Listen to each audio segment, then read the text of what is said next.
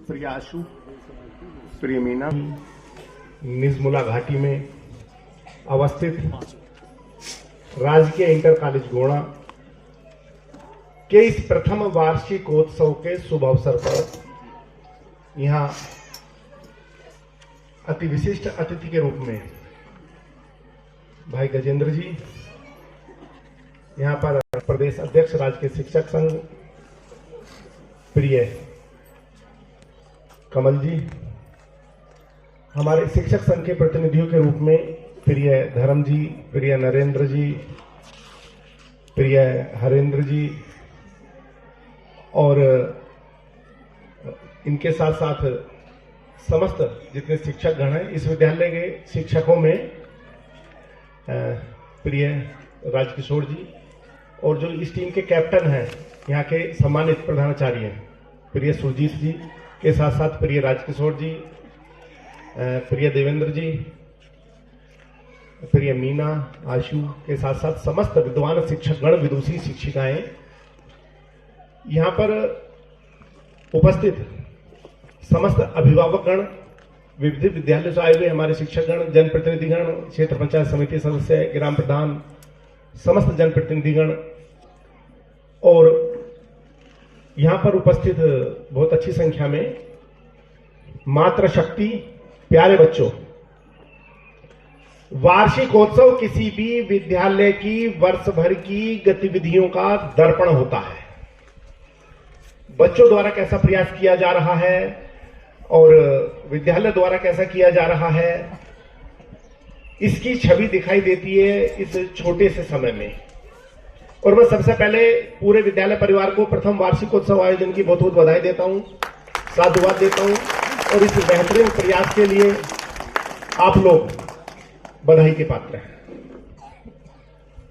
मुझे ध्यान आ रहा है, लगभग आज ही के दिन यहां आए थे और हमने बच्चों से विस्तृत बातें की थी, तो संक्षिप्त में उन 7 बिंदुओं को दोहराऊंगा। सबसे पहले बच्चों के लिए और उसके बाद में सामान्य बात। जीवन में किसी भी व्यक्ति को सफल होना है तो भारतीय संस्कृति के 7 मूल मंत्र हैं, जो उनका अनुपालन कर लेगा वो जीवन में ना कभी दुखी हो सकता ना असफल हो सकता। पहला, समय प्रबंधन। इस दुनिया में राजा रंक, अमीर गरीब, सबको परमपिता परमात्मा एक दिन में 24 घंटे देता है। जो अपने समय का प्रबंधन बेहतरीन करते हैं वो निश्चित रूप से आगे जाते हैं। स्व अनुशासन, सेल्फ डिसिप्लिन, स्वाध्याय, पढ़ो, खूब पढ़ो और पढ़ते रहो। अपने पाठ्यक्रम की किताबों से पढ़ते पढ़ते थक जाओ, महापुरुषों के जीवन चरित्र पढ़ो, विचार पढ़ो, उन पर आचरण का प्रयास करो, साहित्य पढ़ो, सामान्य ज्ञान पढ़ो। पढ़ाई का कोई विकल्प नहीं, सफलता का कोई शॉर्टकट नहीं। जीवन में आगे बढ़ना है, ज्यादा से ज्यादा पढ़ना ही होगा। प्रेम, कलयुग की यदि शाश्वत सत्य है तो सिर्फ प्रेम। खुद से प्रेम करो, माता पिता से प्रेम करो, स्वजनों से प्रेम करो, साथियों से प्रेम करो। एक ऐसे प्रेम पूर्ण वातावरण का सृजन करो कि सब में अंतर्निहित शक्तियों का प्रस्फुटीकरण हो सके और एक सशक्त समाज की स्थापना हो सके। प्रेम से मानव के पशु पक्षी भी अपने हो जाते हैं। सहयोग, सबसे बड़ी बात सहयोग, हम की भावना, टीम वर्क, मैं की भावना, अहंकार की भावना, इसका त्याग होना चाहिए और हम की भावना, हम सब आगे बढ़ें, मिलकर आगे बढ़ें। इस भाव के साथ चलेंगे तो निश्चित रूप से सभी आगे बढ़ेंगे। अगला, व्यसन मुक्त जीवन। बीड़ी, सिगरेट, अतर, चरस, तंबाकू, शराब जैसे समस्त मादक द्रव्यों का बहिष्कार हो। जिस घर में, परिवार में, समुदाय में, समाज में इनका प्रयोग होता है उसका कदापि कल्याण संभव नहीं। अरे शराब तो जहर से भी ज्यादा खतरनाक है। जहर तो मात्र व्यक्ति के शरीर का नाश करता है, शराब तो उसकी आत्मा तक को मार डालती है, उसकी बुद्धि भ्रष्ट कर देती है, उसको पशुओं से भी गैरगुजरा बना देती है। और शराबी किसी का संबंधी नहीं होता, शराबी किसी का बेटा नहीं होता, भाई नहीं होता, पति नहीं होता, बाप नहीं होता। शराबी सिर्फ शराबी होता है और जिस घर में शराब और शराबी है उसका कदापि कल्याण संभव नहीं। व्यसन मुक्त जीवन, सत्य चरित्र जीवन। जिसका धन खो गया कुछ नहीं खोया, जिसकी संपत्ति खो गई कुछ नहीं खोया। बहुत बड़ा उदाहरण, हमारा देश आजाद हुआ था, हमारे हजारों लाखों भाई हमारे जो पाकिस्तान वाले हिस्से से आए, घर बार छोड़ के आए, धन संपत्ति छोड़ के आए, किस तरह जान बचा के आए। आज सब वो करोड़पति अरबपति हैं अपने बाहुबल के आधार पर। धर्म खोया कुछ नहीं खोया, धन खोया कुछ नहीं खोया, संपत्ति खोई कुछ नहीं खोई, लेकिन यदि चरित्र खो गया तो सब कुछ खो गया। चरित्र दोबारा नहीं मिल सकता है। सच चरित्र जीवन हमारी भारतीय संस्कृति की सातों विशेषताएं, सातों मूल मंत्र निश्चित रूप से जो अपना लेगा वो जीवन में आगे ही आगे जाएगा। ये सभी के लिए है। अब हम बात करेंगे हमारे देश के एक बहुत बड़े महापुरुष हुए, मात्र 39 साल 5 माह इस भूमि पर रहे और अपने देश की धर्म ध्वजा पूरे विश्व में ऊंची कर गए, स्वामी विवेकानंद जी। आपने उस समय हमारी गुलामी के कुछ कारण ढूंढे, वो आज भी हमारे समाज में विद्यमान है, जिसके कारण हम 80 साल के बाद भी उतनी प्रगति नहीं कर पाए जितनी हमें करनी चाहिए थी। पहला कारण महिलाओं का सम्मान। जिस घर में, परिवार में, समुदाय में, समाज में महिलाओं का सम्मान नहीं होता, उसका कदापि कल्याण संभव नहीं। और जब तक महिलाओं की स्थिति वैदिककालीन जैसे स्वर्णिम नहीं हो जाएगी, तब तक हमें सशक्त भारत की और विश्व गुरु की कल्पना नहीं कर सकते। दूसरा, समाज के सभी वर्गों का समान विकास। जब तक समाज के सभी वर्गों का समान विकास नहीं होगा, सशक्त समाज नहीं बनेगा। जिस प्रकार हमारे इतने बड़े शरीर में एक छोटी सी अंगुली में भी दर्द होता है, पूरा शरीर पीड़ा का अनुभव करता है, उसी प्रकार यदि हमारे समाज का कोई भी वर्ग विकास से छूता है तो हमारा समाज कभी आगे नहीं बढ़ सकता। शिक्षा का प्रचार प्रसार। शिक्षा वो शस्त्र है जो रंक को भी राजा बनाती है, और शिक्षा के अभाव में राजा भी रंक बन सकता है। स्वामी जी के विचार आज भी बड़े महत्वपूर्ण हैं। आपने कहा व्यक्ति और पशु में बहुत बड़ा अंतर शिक्षा है। अशिक्षित मनुष्य और पशु में कोई भेद नहीं। अपने बालिका शिक्षा पर बहुत जोर दिया। आपने कहा एक बालक शिक्षित होता है, मात्र एक नागरिक शिक्षित होता है।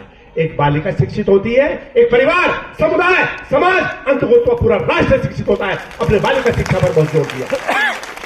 दरिद्र नारायण, गरीबों की सेवा, असहायों की सेवा, सीधे सीधे बाबा बद्री नारायण, बाबा केदार की सेवा है। तो सहायता का भाव सबके मन में होना चाहिए। अगला विचार व्यसन मुक्त समाज का निर्माण, जिसमें हम बात कर चुके। और अगला विचार युवा शक्ति का सकारात्मक प्रयोग। जो देश, जो राष्ट्र युवा शक्ति का सकारात्मक प्रयोग करता है, बहुत आगे जाता है। जिस देश में चरित्रवान युवा हो, जिस देश में व्यसन मुक्त युवा हो, उस देश को आगे बढ़ने से कोई नहीं रोक सकता। स्वामी जी के 6 विचार जो उन्होंने तब कहे, वो आज भी उतने ही सार्थक हैं। महिलाओं का सम्मान, सभी का समान विकास, दरिद्र नारायण की सेवा, शिक्षा का प्रचार प्रसार, व्यसन मुक्त समाज का निर्माण, युवा शक्ति का सकारात्मक प्रयोग, न केवल तब, आज उससे भी ज्यादा प्रासंगिक है। आधुनिक भारत के निर्माता पंडित जवाहरलाल नेहरू इंडोनेशिया पहुंचे। बाहर देखा हनुमान जी की बहुत बड़ी मूर्ति, आगे शिव जी की मूर्ति। आप बड़े हैरान, बड़े परेशान, ये क्या है। सुकर्णो जी के आवास पर पहुंचे, वहां बहुत सारी तस्वीरें लगी, क्योंकि इंडोनेशिया तब भी और आज भी विश्व का सबसे बड़ा इस्लामिक राष्ट्र है। सबसे ज्यादा मुसलमान वहां रहते हैं, और इस्लाम धर्म मूर्ति पूजा का विरोध करता है। आप रह नहीं पाए, बोले भाई सुकर्णो जी, ये कैसा विरोधाभास, आप मुसलमान हैं, इस्लाम धर्म के अनुयायी हैं, आपके देश में इतनी मूर्तियां दिख रही है, मैं तो भ्रमित हो गया हूं। तो सुकर्णो जी ने जो जवाब दिया, वो जवाब बताता है कि भारतीय संस्कृति का नाश क्यों नहीं हो पाया। उन्होंने कहा, भाई पंडित जी, देश, काल, परिस्थिति, समय के आधार पर हमने अपना धर्म बदला, अपना बाप नहीं बदला। ये हमारे पूर्वज हैं, हम इनकी संतति है। और जो संतति अपने पूर्वजों को, बड़े बुजुर्गों को भूल जाती है, उसका वही हश्र होता है। जैसे जड़ कटने के बाद पेड़ का हश्र होता है, वो दिन सूख जाता है, नहीं पाए जाते। आज तक इंडोनेशिया में आतंकवादी नहीं पकड़ा गया। यह है सनातन संस्कृति का प्रभाव। अंत में विद्यालय परिवार का आभार प्रकट करने से पहले बच्चों के लिए एक ध्येय वाक्य, अमर वीर पुत्र हो, दर प्रतिज्ञा सोच लो, प्रशस्त पुण्य पंथ है, बड़े चलो, बड़े चलो।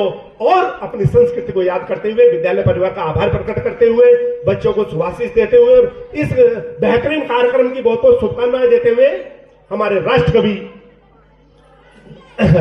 कवि हमारे रामधारी सिंह दिनकर जी के संस्कृति के बारे में 2 शब्द कहते हुए मैं अपनी वाणी को विराम दूंगा।